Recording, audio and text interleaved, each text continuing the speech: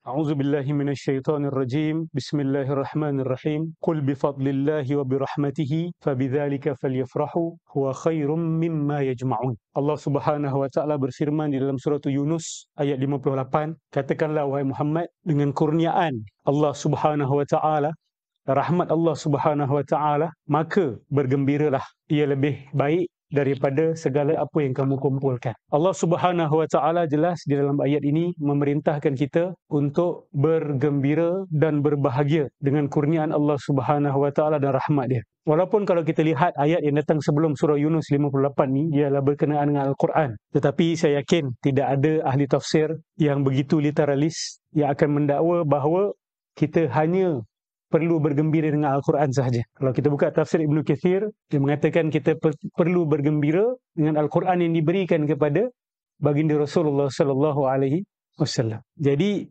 kita sebagai sebuah umat, kita tak bolehlah literal melampau mengatakan bahawa kita hanya perlu bergembira dengan Quran tetapi tidak perlu bergembira dengan Nabi sallallahu alaihi wasallam. Sedangkan Allah Subhanahu wa taala memberitahu kita bahawa Nabi itu sendiri adalah rahmatan lil alamin. Wama arsalnaka illa rahmatan lil alamin.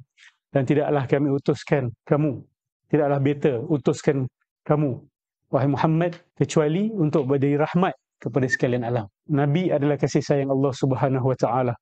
Dan ini kita tidak dapat menafikannya. Tapi ayat itu juga kita jangan tafsirkan secara melampau, ya.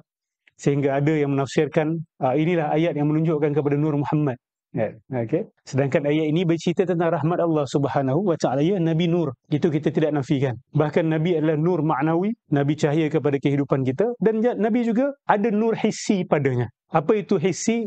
Physical light. Kita tidak menafikan bahawa terpancar daripada diri Nabi cahaya. Dan sahabat-sahabat Nabi juga melaporkan perkara ini. Mereka nampak cahaya pada wajah Rasulullah.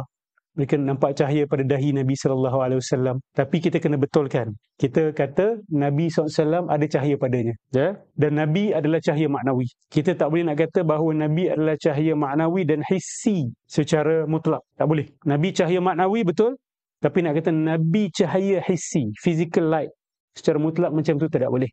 Kita boleh kata ada cahaya pada Nabi SAW seperti mana ada cahaya pada orang-orang yang beriman.